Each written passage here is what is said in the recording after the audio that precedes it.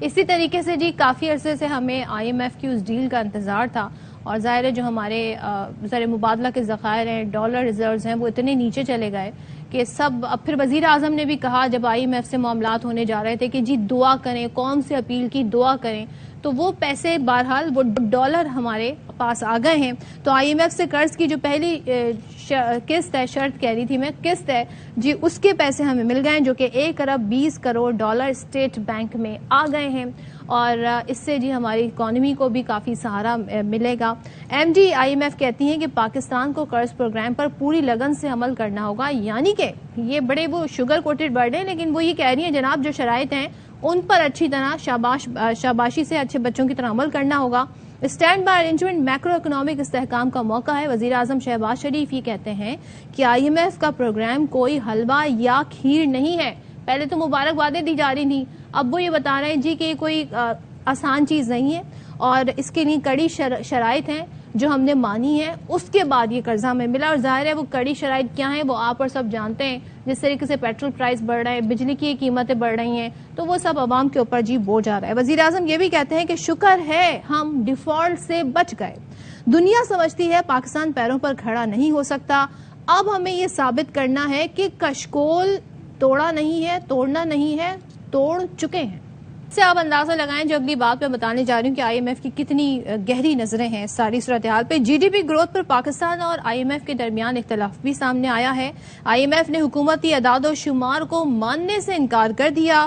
مالی سال 2022 سے اس میں پاکستان کی شرح نمو، معاشی شرح نمو منفی 0.5% رہی، جبکہ حکومت نے شرح نمو 0.29% رہنے کا دعویٰ کیا ہے۔ تو یہ کیا صورتحال ہے، کیا معاملات ہیں، کس طریقے سے آگے بڑھیں گے؟ اور جو وزیر اعظم کہہ رہے ہیں جی ہم نے کشکول توڑ دیا ہے، ایسی ہی بات ہے، اس پر بات کریں گے۔ ہمارے ساتھ موجود ہیں جی ماہر معاشیات خرم شہزاد صاحب۔ خرم شہزاد صاحب السلام علیکم، ویلکم ٹو باخبر سویرا۔ بتائیے گا کتنا استحکام ملے گا جو آئی ایم ایف کی پہلی قسط آئی ہے، کتنا معاون ثابت ہوگا پاکستان کی معیشت کے لیے؟ جی السلام علیکم اینڈ گڈ مارننگ۔ دیکھیں جو اسٹیبلٹی ہے وہ تو آپ کے پاس ریزروز میں نظر آئے گی، اور وہ شارٹ ٹرم میں آف کورس ہوگی، اور اس میں آپ یہ دیکھیں کہ ابھی تک کے جو آپ کے زر مبادلہ ہیں وہ جو 2.9 بلین ڈالر 3 ارب ڈالر سے بھی نیچے چلے گئے تھے، جو ایک ہسٹورک لو تھا، جس کی وجہ سے خطرات بہت بڑھ گئے تھے کہ ہم ڈیفالٹ کی طرف جا رہے ہیں، اور ہم اپنی جو پیمنٹس ہیں جو کہ اگلے 6 مہینے میں ڈیو ہو رہی تھی، تقریباً کوئی 5 ارب ڈالر کی بیرونی جو قرض کی ادائیگی ہیں وہ بھی پوری نہیں کر پاتے اگر ہم اس پروگرام میں نہ جاتے۔ اس حد تک ہماری حالت ہو گئی تھی۔ اب یہ ہے کہ سعودی عربیہ، متحدہ عرب امارات اور اس کے ساتھ جو ابھی آئی ایم ایف نے اپنی قسط جاری کی ہے بورڈ کے اپروول کے بعد، تقریباً کوئی 8.5 بلین ڈالر تک کا ریزرو کا جو ہے آپ کو لیول نظر آئے گا جو اگلے ہفتے شائع ہوگا۔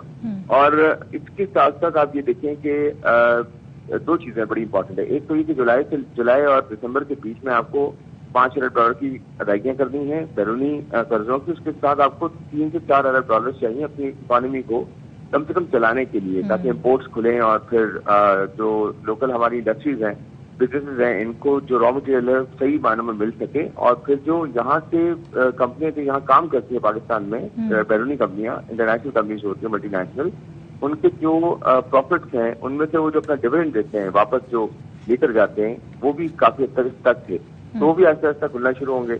تو اسی وجہ سے آپ کیا جو شارٹ ٹرم میں اسٹیبلٹی ہے، یا یہ کہہ رہے ہیں کہ تھوڑی سی یقینی کی صورتحال ہے وہ آ جائے گی، وہ تو آ رہی ہے آہستہ آہستہ۔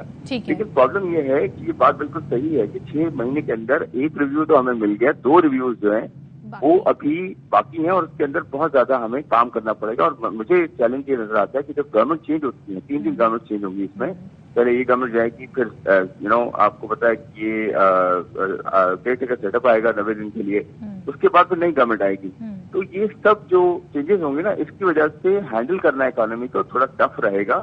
تو اس میں ہمیں دیکھنا ہوگا کہ کس طرح سے قیمتیں اوپر رہتی ہیں، کیسے نیچے جاتی ہیں، کیونکہ اس میں بجلی کی قیمتیں بھی بڑھیں گی، ٹیکس بھی آپ کو وصول کرنا ہوگا، جو کہ مجھے مشکل لگتا ہے، کیونکہ گروتھ کے ساتھ ٹیکسز جو ہے وہ آتے ہیں، اس کے بغیر ٹیکس کا ہونا جو ہے وہ تھوڑا مشکل ہوتا ہے۔ تو یہ چیلنجز ہیں، اتنا آسان نہیں ہے۔ اور وزیر اعظم نے بھی کہا کہ جو آئی ایم ایف کا پروگرام ہے یہ حلوہ کھیر نئی کڑی شرائط مانی ہے۔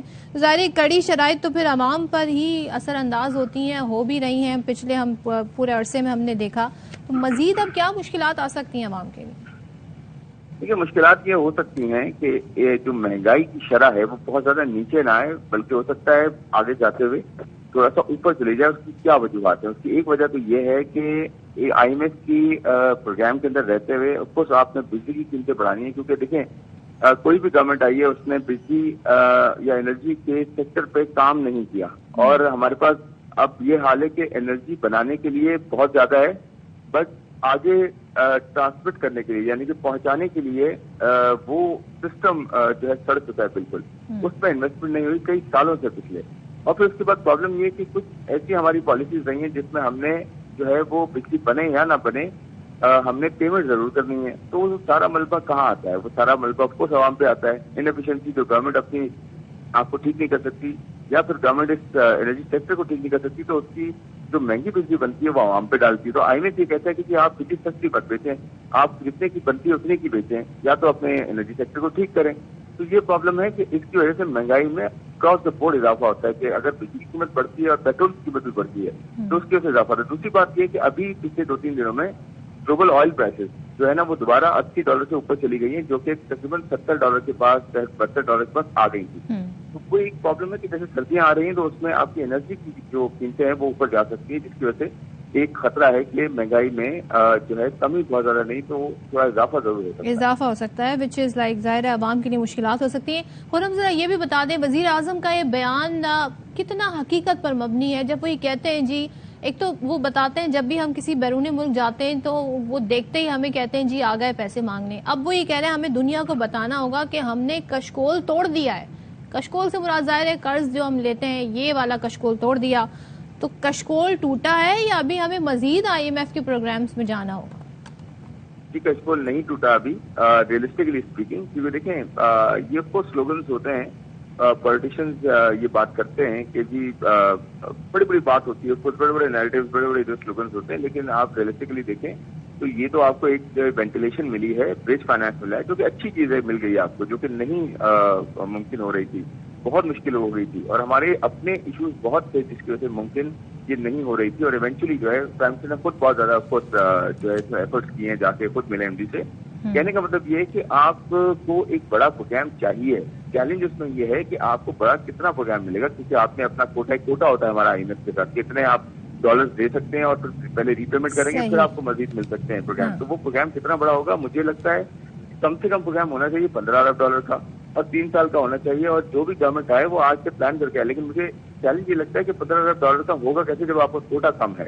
تو یہ ایک پرابلم یہ ہے کہ آپ اگر جو ہے کرنے جا رہے ہیں اتنا بڑا ایشو، آپ کو گہرائی کا پتا ہونا چاہیے پرابلم کس کی گہری ہیں، اور ساری پولیٹیکل پارٹیز کو، سارے اسٹیک ہولڈرز کو آج سے پلان کرنا چاہیے کہ 6 مہینے بعد ہم نے ایک پورا پلان کرنا ہے جس میں قرضوں کی ادائیگیاں جو کیسے کرنی ہے. بالکل it's too early to claim victory. ابھی بہت سارے امتحان ہیں، مراحل ہیں جو طے کرنے. ایک اور چیز بتا دیں، جو جی ڈی پی گروتھ پر پاکستان اور آئی ایم ایف کے درمیان ایک مختلف ہمیں نمبر سامنے آئے ہیں، تو کیا نمبرز فرض کیے گئے ہیں، غلط بیانی ہوئی ہے؟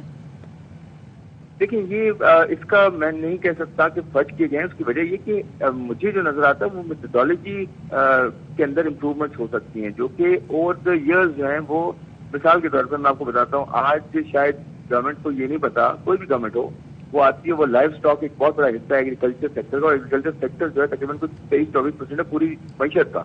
تو اگر اس کے اندر ایگریکلچر سیکٹر کے اندر لائف اسٹاک یعنی کہ جو بھینس گائے بکری یہ ساری ہیں، یہ نہیں پتا کہ ایگزیکٹلی کتنی ہے، اور آپ کو ایک نمبر جو ہے آپ اس میں ایک ایسٹیمیٹ کر کے ڈال دیتے ہیں کیونکہ پرانا چل رہا ہے. اس کے اندر 2010 کا جو ہے کنسنسس ہوا ہوا، اس کے بعد کسی نے اٹھ کے اس کو دیکھا نہیں ہے کہ ایگزیکٹلی کیا نمبر ہے، اس کے اوپر گروتھ لگے. اس طرح کی چیزیں بہت ساری ہیں جی ڈی پی کے اندر جو کہ بہت زیادہ ایسٹیمیشن کے اوپر مبنی ہے. ایسٹیمیشن تو ہوتی ہے خیر، لیکن بہت زیادہ گیس ورک بہت زیادہ ہوتا جا رہا ہے. اسی طرح جو اسمال انڈسٹریز ہیں وہ 2015 کا ایک کنسنسس ہوا اس کے بعد نہیں ہوا. تو میں سمجھتا ہوں کہ اس میں رانگ ڈوئنگ کم ہے، لیکن میتھڈالوجی بہت زیادہ امپروو ہو سکتی ہے جس سے یہ پتا چل سکتا ہے ہماری ایکچوئل معیشت کا سائز کتنا ہے اور کتنی گروتھ ہو رہی ہے. یہ پرابلمس ہیں جس کو بہتر کرنا ہے، جس کی وجہ سے ہمیں ریفلیکشن صحیح مل سکتی ہے. صحیح. تھینک یو سو مچ. خرم شہزاد ہمارے ساتھ تھے اور وہی